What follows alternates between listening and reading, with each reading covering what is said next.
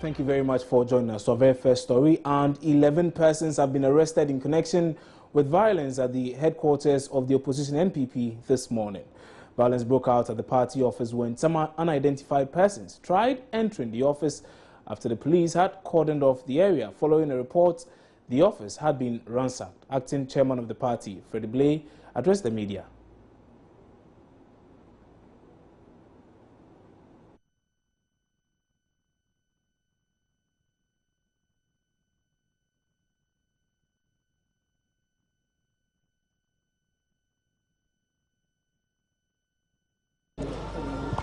We had 4 people, 2 officers and 2 watchmen inside. They came out before they could say much.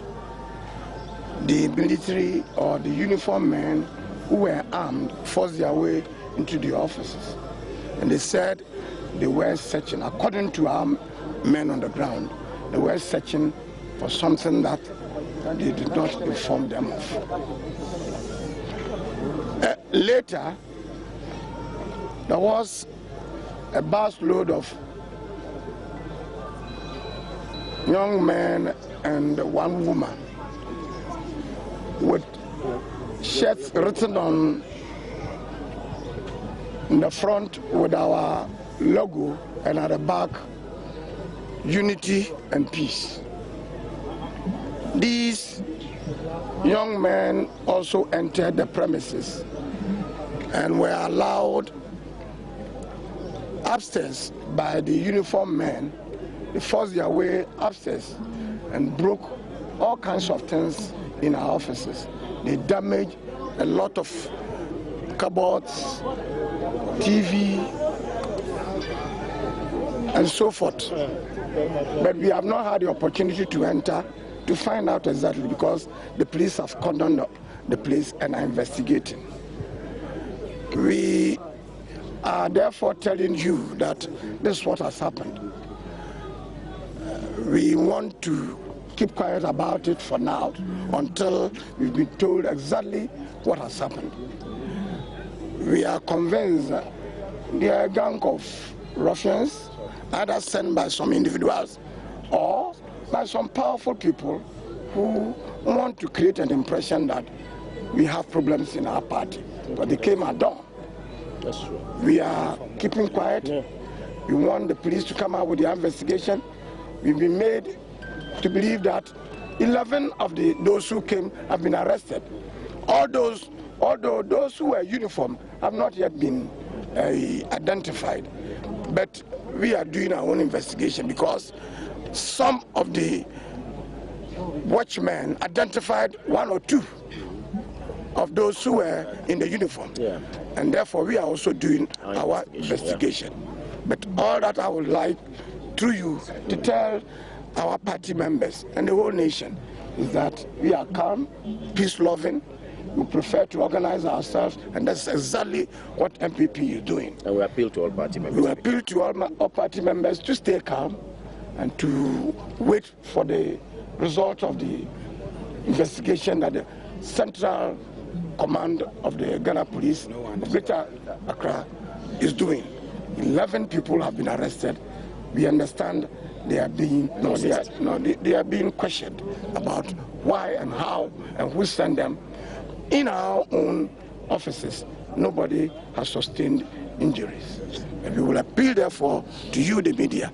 Let Ghanaians know that our party is a peace-loving party. We are going about our organization peacefully. Those who don't want us to have peace will be exposed and will be ashamed. The party's parliamentary candidate for Ewutu Senya, Kofi Anda, has also been speaking to the news team.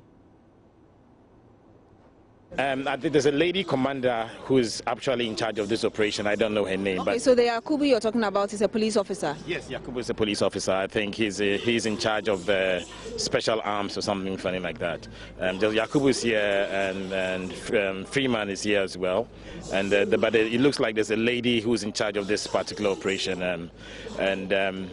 what we have gathered from them and also from the security guys that were here was that around 1 a.m. they had a knock on the door, and then they asked who it was. The people said they had heard that there was some confusion at the party head office, and so they had come in. Assess the situation, and the security guys said there was no confusion. They then forced themselves into the office.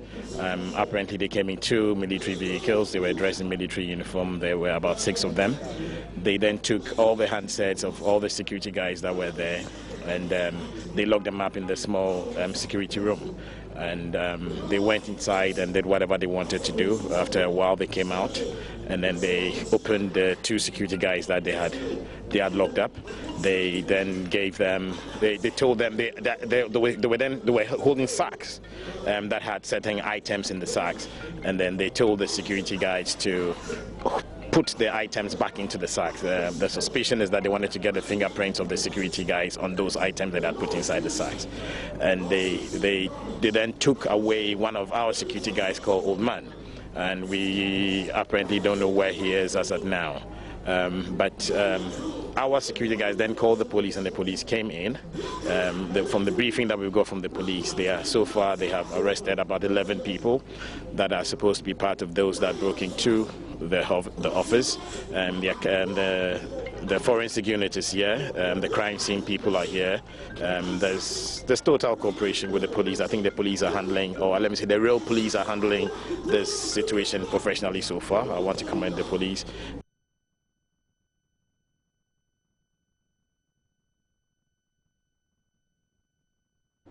Well, so that was George Kofi Anda, and he's a parliamentary candidate for the opposition NPP for the Ewutu constituency. We'll be bringing you much more on this particular story, and we'll try as much as possible to touch base with our correspondents on the ground as well. But we'll still bring you some more political stories. And the NDC primaries were not without incidents and allegations. Now, for instance, the 2 main candidates for the Medina constituency threw accusations at each other for trying to rig the elections.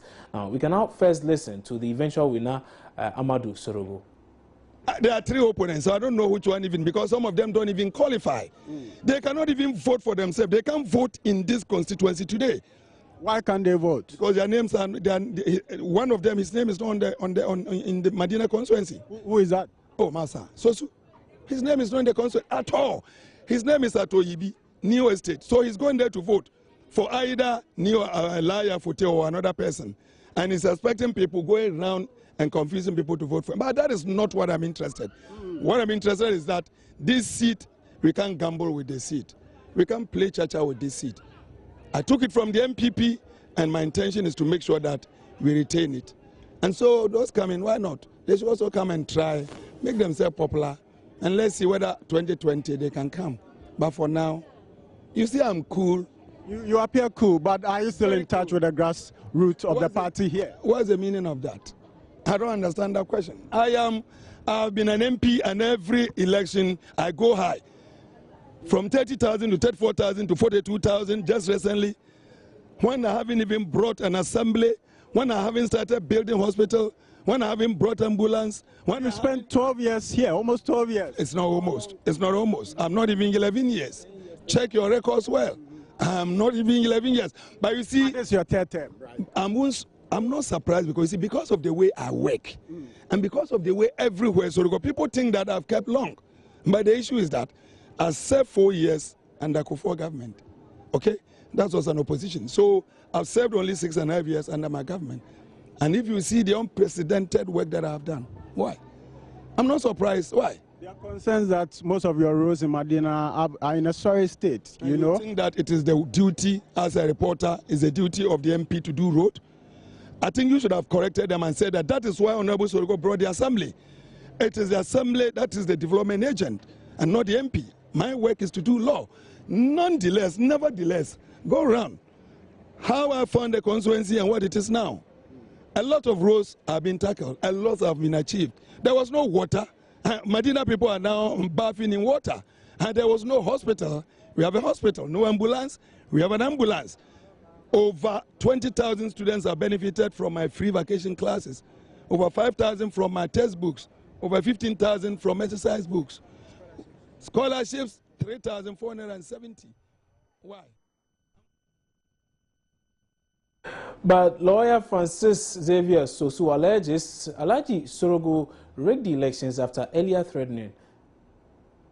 Issues where papers have been snatched from people in Danfa and so on and so forth. But these are just, What papers are you talking about? I'm talking about our monitoring papers and so on and so forth, where opponents who feel aggrieved, goes and snatch away some of these papers. Now, the point is that apart from these limited skirmishes, I believe that it has generally gone well, and I'm looking forward to the end of the process. I am hoping that there wouldn't be any last-minute, attempts at rigging, attempts at adding ballot papers, attempts at doubling ballot papers, and all those things, because we will not accept that and we will resist that. Do you have any sense of that? Because when the member of parliament sending me a text message saying that I will rig the election, what more do you want me to say? In law, we have what we call res ipsa liquitor. The matter speaks for itself. When you have threatened me that you want to rig the election, what you mean is that you have actually put me on notice so that I must be wild alert at every single possible opportunities of rigging. So I can. How true is this? If someone wants to rig the election, why will he still go ahead to inform you that I'm rigging the election? That is the desperation. You see, at the moment, I was wondering, seriously, is this really real? Is it just desperation? Alhaji Sorogo sent you a text message to say that he's going to rig the election? Exactly. I am a human rights lawyer, and I know the viewers out there know my reputation as a lawyer in this country. There wouldn't be any basis of making a false allegation about somebody. If he never sent me that, and I have my phone. Can you show the message? Of course, unfortunately, I don't have the phone here, but it is in my car. I can show that message, and I can show the source of that message. You see, so it's quite unfortunate. Did he send this message to you alone, or? Oh, interestingly and fortunately for me, I have a witness, because Honorable. What does this message say? See, Honorable Arimi Yao Rahim, who is number 1 on the ballot paper, who is also a contender in this election, he also received a similar text message. And the message is very simple. You are going about campaigning against me. I assure you, tomorrow I will rig the election. Interesting. How did you feel when you received the election? Well, for a moment. I'll bring you much more on that particular one, seeing that lawyer Francis Oso is scheduled to hold a press conference later today. We'll bring you much more on that particular on our subsequent bulletins. And we also have some reactions from quite a number of people, including the Communications Minister, Dr. Edward Omani-Boamah. But let's now get some analysis of the NDC primaries from a political analyst. Dr. Agridaku joins us now over the telephone. Doc, good afternoon. Thank you very much for joining us. Now, what are your impressions of the NDC primaries? Your general impression so far? Thank you very much for the opportunity. We want to commend the party for organizing this primaries. They have actually moved, the electoral college to some levels. I think a notch higher than what the NPP has done. What they have done is that they have given a good number of their people the opportunity to decide who becomes the flag bearer and perhaps who becomes. Of course, with the flag bearer, it was just a fait accompli. So we decided that you want to encourage as many people as possible to participate, especially with the primaries and the election of a parliamentary candidate.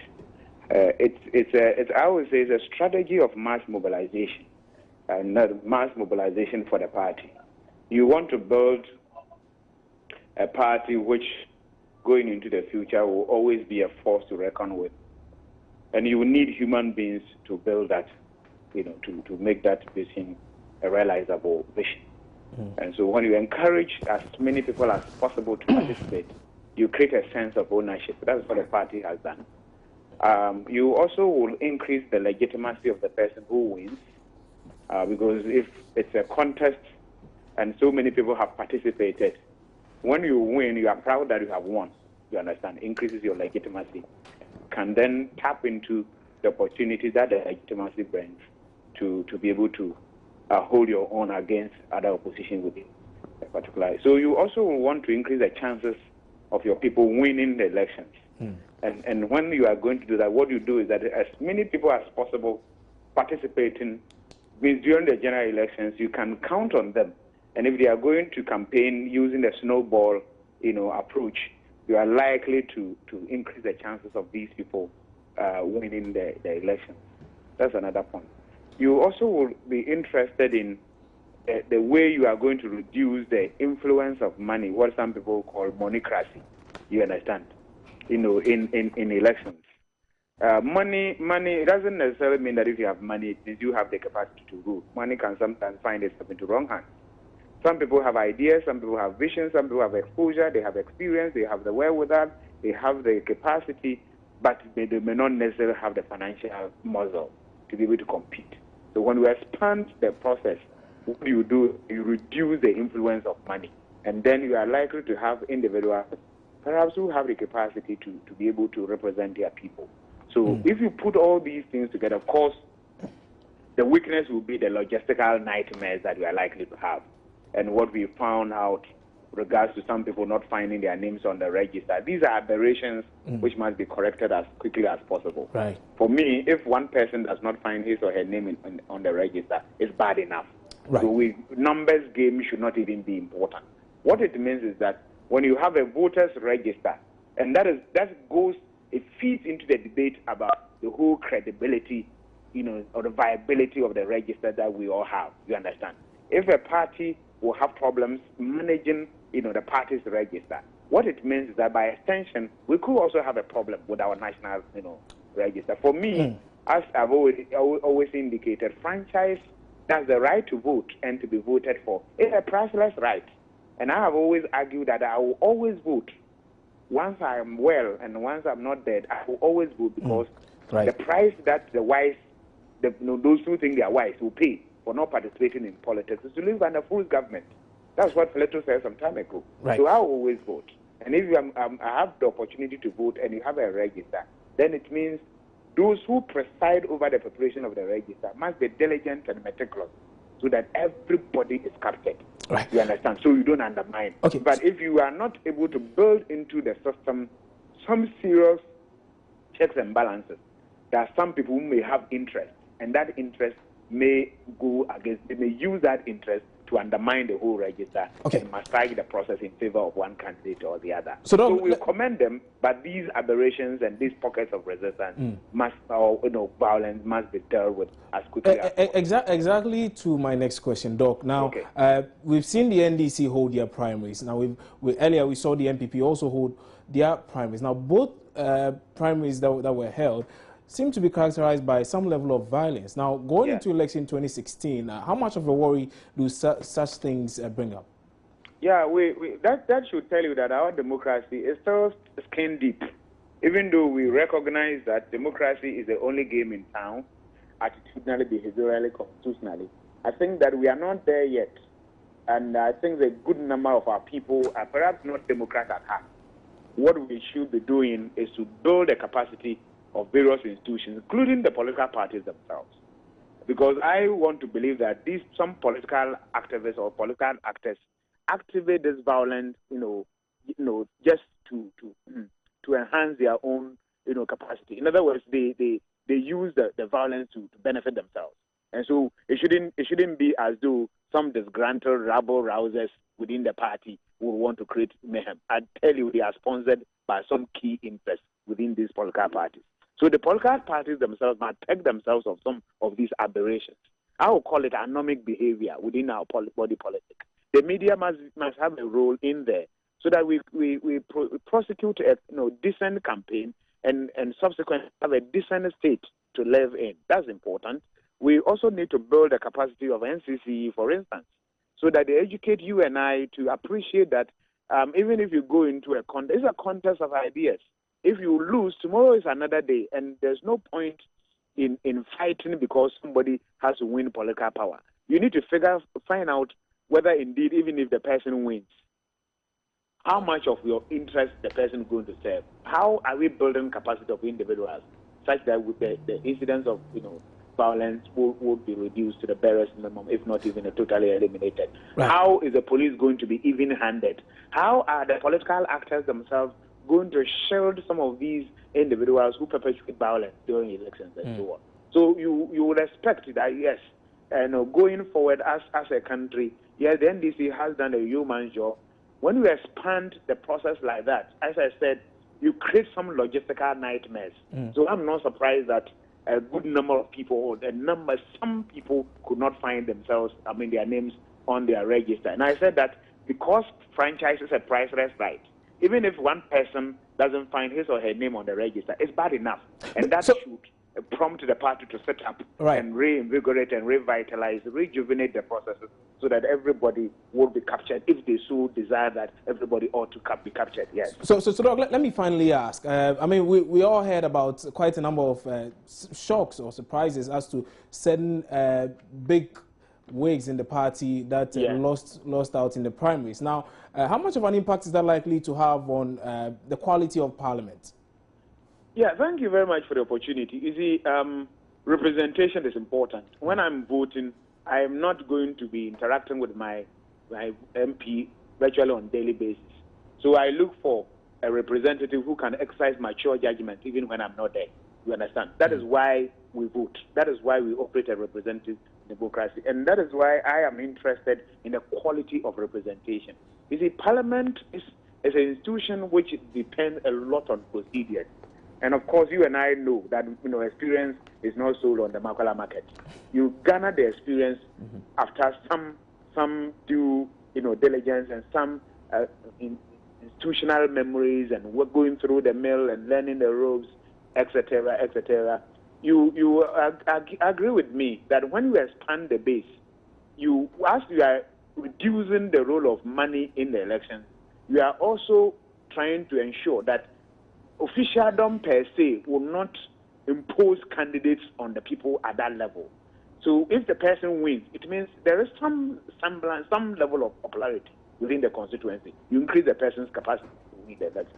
But coming back to Parliament, as you rightly indicated, Parliament suffers any time we have some casualties in that institution. And it is not good enough. It's not good for our institution. If you look at the records, the records indicate that we have a very high attrition rate in our Parliament. It hovers around 43% every election. 3% of MPs lose their seat. It's not good for institutional development. It's not good for what I call past dependence. It's not good for building of capacity of such institutions. That is not to say that the individuals who have won do not merit it. They merit it. They come with some experiences. They come with their own backgrounds and with some orientation and some workshops to be able to appreciate the processes and procedures of Parliament. They should bring some of these experiences and exposures and to bear on the discussions, especially at the committee level, where the real work. Parliament in session, we say, is Parliament at public exhibition, but Parliament in the committee rooms is real Parliament at work. So let's see how these individuals will pan out, how they will fare going into such an institution and what level of representation they are going to offer. But one point on this, before perhaps that if you look at it critically, Parliament is always cash-strapped. MPs do not have money. Meanwhile, they have also taken over what I call a lot of social welfare functions. But let me call it constituency surgeries.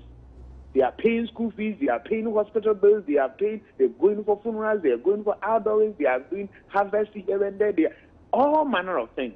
You understand? And that also imposes on them huge responsibilities. So you realize that first timers, it doesn't help. If you are a man and a woman of straw, you don't have the financial wherewithal that, it is most likely that you are going to lose the next election if you are a first timer. So we must, going forward as a country, we must also reinvigorate and see the proper role of the MP. And when we put those things in perspective, we will be able to shield some competent individuals in there who perhaps may not necessarily have the financial muscle to contest. Right. Many thanks for that particular information. And that was political scientist Dr. Evans Agri-Dakunwene. We'll try and have a lot more conversation on that particular, on our subsequent bulletins, particularly on the polls, which airs at 3 p.m. But let's still stay with the NDC and the just ended primaries. And the Minister of Communications, Dr. Edward Omaniboma, says the party's primaries over the weekend is an attestation of that the party is poised to win the 2016 general elections. Now, according to him, opening up the elections for the grassroots to decide who they want as an MP was the best decision the party made, and that cannot be tainted by the isolated reports of violence. Dr. Maniboma adds that there was no way the party could have protected bigwigs who lost their seats. He was speaking to my colleague Mamavi Usobaji on the aftermath and assessment of the just ended primaries. I think that the NDC has once again demonstrated that is the most democratic party in Ghana, peaceful, united, and very progressive. President Mahama last night was endorsed overwhelmingly, 95.1%. That accounts for over 1.1 million people who voted yes, that he should continue with the good works that he's doing. By this, we are not by any stretch of imagination indicating that over the last 3 years we have turned Ghana into paradise. We know we still have a lot of work to do, and we will continue to implement all those policies and programs and projects thereof. We will continue to work hard to complete the Kwame Nkrumah interchange. We will continue to work hard to complete the hospitals that we are constructing across the nation, the Rich Hospital expansion project, the police hospital expansion project, the Kumasi Military Hospital, the Bogatanga Hospital, and all. Let's face it, for a party to say that we are allowing everybody, irrespective of your gender, your social status, your academic qualifications, to participate in who your parliamentary candidate should be and who your presidential candidate should be, is an innovation, is a novelty that is commended. And we are not surprised that even our fiercest opponents are lost for words in terms of the success that we've been able to chalk. But I was just going to say that this is your party's endorsement. It doesn't mean that the whole country is endorsing him to be president in 2016. What it means is that as he speaks now, he has over 1 million people saying that we are already going with you into the 2016 elections, whereas others had just a little over 100,000 saying we are ready to move with you. That is a lot of. Isn't that the difference in the electoral college? Statistically, you will see that it is very, very significant. And so people who are looking at contesting President Mahama going into 2016 must clearly be looking at their strategies very well, because the NDC has demonstrated sound support, resolute support for our flag bearer, President John Dramani Mahama. And we are solidly united behind him, and we think that he will clinch a one-touch victory, as he has indicated, come November 2016. With that said, you had quite a number of people disenfranchised through the process. There is not a perfect situation. Once mere mortals were handling it, you expected some of these. The party once again demonstrated tremendous leadership. You're still watching News Today live here on Joy News Multi TV. We'll bring you much more right after this break.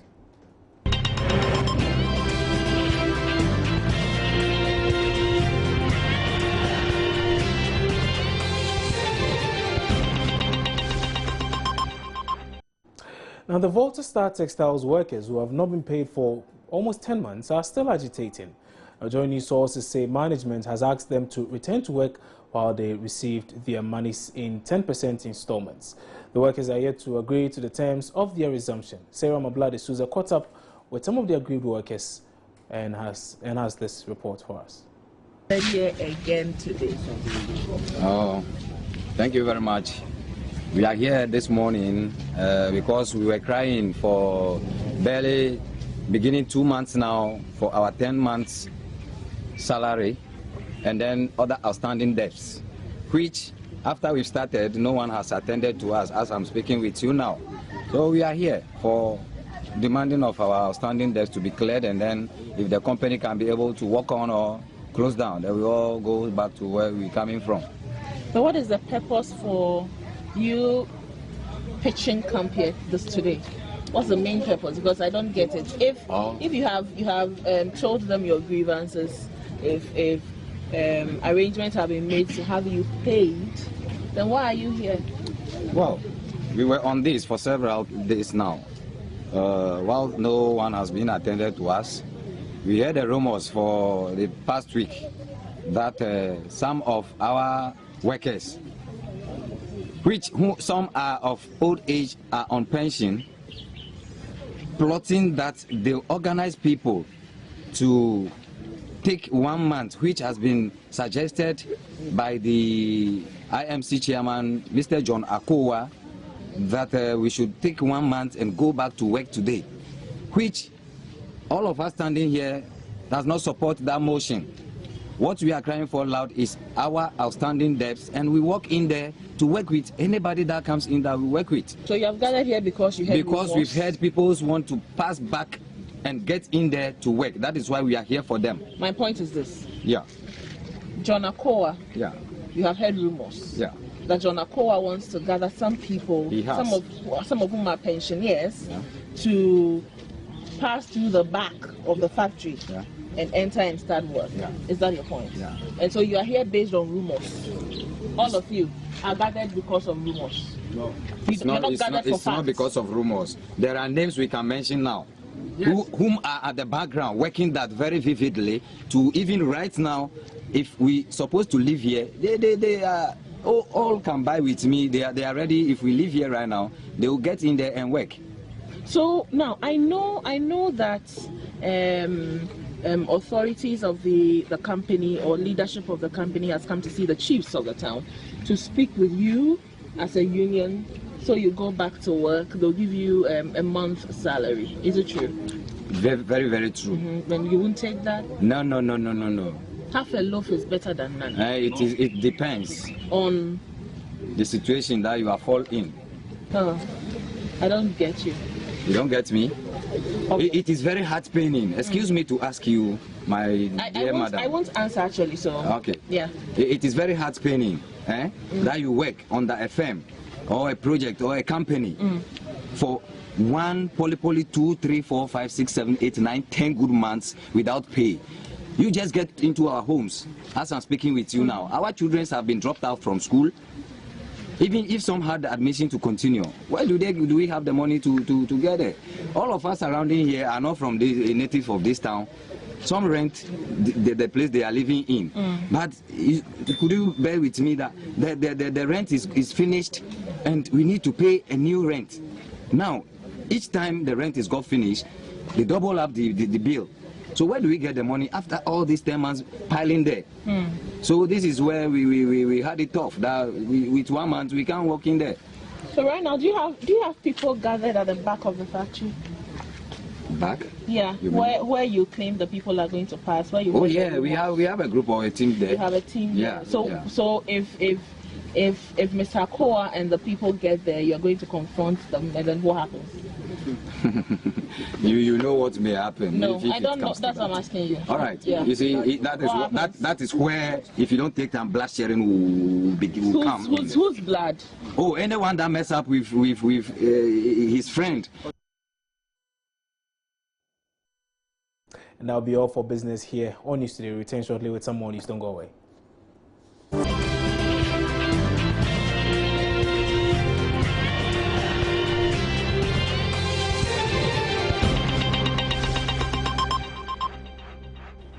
Now, a 17-member committee has been constituted to interrogate issues leading to the collapse of the structure housing EDF right here in Accra. My colleague Kofi Mensah joins me now in studio with the very latest on that particular one. So, Kofi, tell us much more about this building and this committee, what their job is supposed to be in the first place? To start off, yesterday we had, I got a news that this building had collapsed. And so one person died out of that collapse, and 10 of them sustained different kind of injuries. They were rushed to the hospital, the Ridge Hospital. You understand that 9 have been discharged by the hospital, and 1 is still on admission at the hospital. This morning we had a committee set up, a 70-member committee set up, comprising engineers. We had officials from the police, officials from the AMA. We also have an official from NADMO to investigate the cause of this very collapse, and we're expecting them to bring out their report in 7 days. So in 7 days we should expect some report from this. So this committee is to investigate the probable cause of the collapse. And they have a week to do that. Exactly, a week to do that. And besides this very committee, this morning there was something that happened. You know, the workers were asked to come today. So when they came today, the management of the construction firm, which is Amandi, which is constructing the Israeli company, told them they should go and return tomorrow. But that's resulted in a misunderstanding between some staff of the Amandi company and the workers. So the worker were not sure when they were to report. So exactly, I was just about asking. So what happens now? Well, for now they have to wait for the investigation to finish. So for now they have to wait for after 7 days, hoping that if the committee gives the company, I'm talking about Amani, to go ahead with the construction, then the workers will come back to the site to finish the construction work. Until then, they can't do anything. But their main concern is that as they sit at home, will the company still be marking them, because it's not their fault that the accident happened. So will the company still be marking them, paying them their daily wages? Right. We'll follow up on this and bring viewers much more on this. And that was my colleague Kofi Mensah bringing us the very latest on that. Now, time for the very latest in sports with Benedict Osu.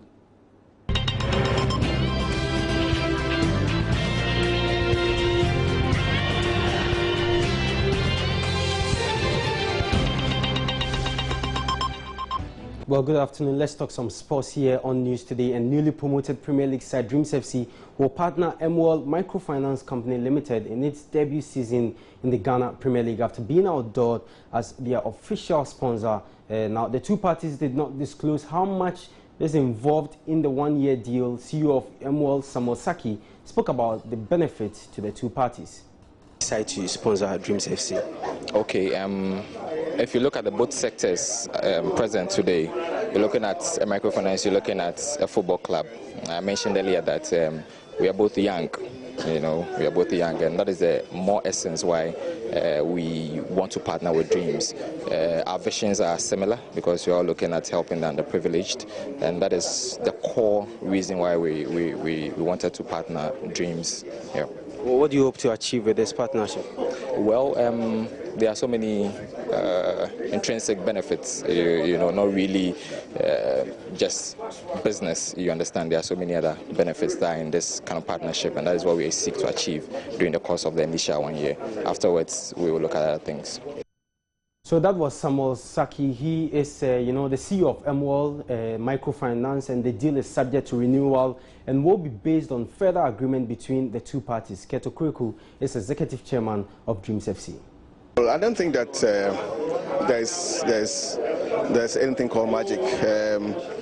I think that when two companies of the same mindset find themselves meeting, then there's always a fit, and of course then there's grounds to have a relationship. And I think this is exactly what we found in Emmanuel. It's a company that is growing, it's an emerging brand, a company that offers hope and aspirations to people, a company that offers business opportunities to people in this country.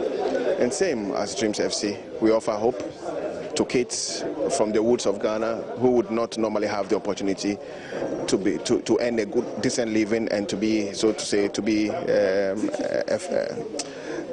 star, so to say. So I think the two companies have a good fit, and for which reason we have a very good partnership now.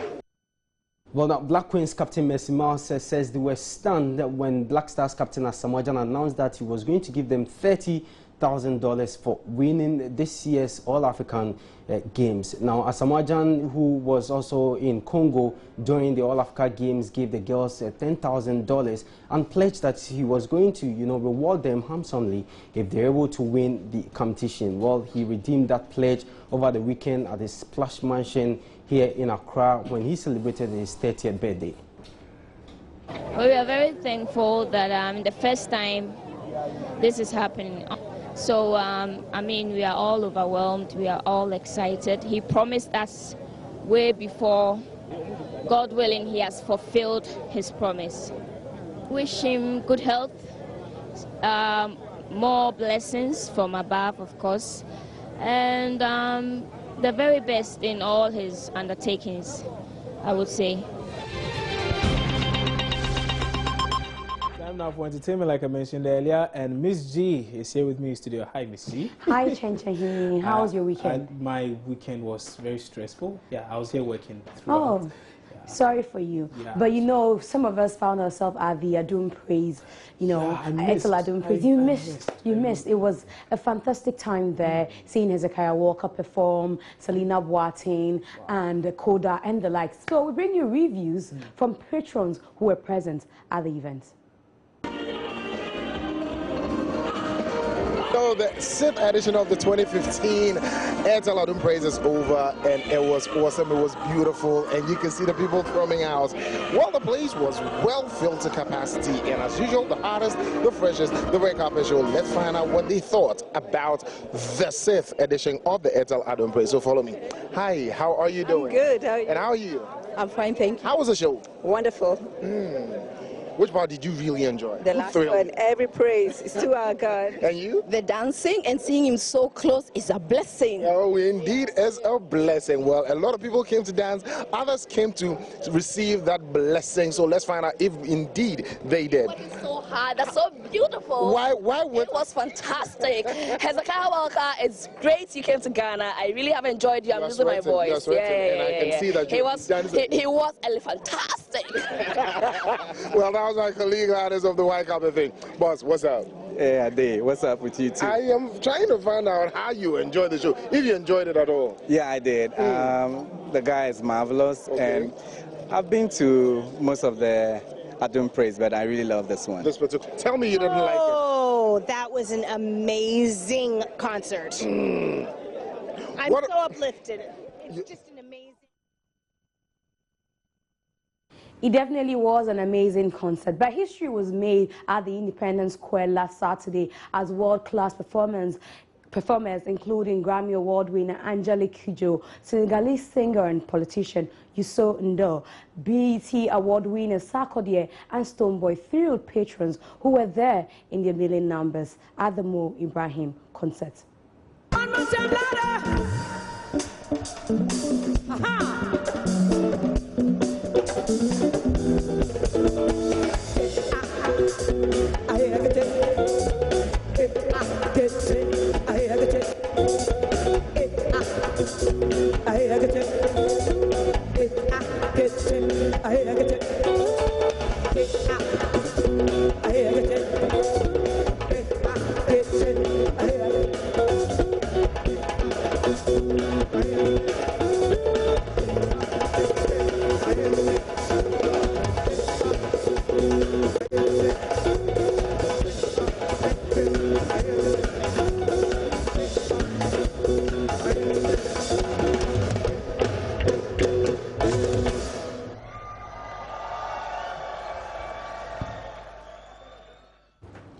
Well, I hope that Chenchahini can dance like that. But captain of all the senior national Black Stars, Asamoah John, threw a lavish party to celebrate his 30th birthday over the weekend. John, who is fondly called Baby Jet, held a star-studded party in his $3 million Basilica de Baby Jet mansion in Accra.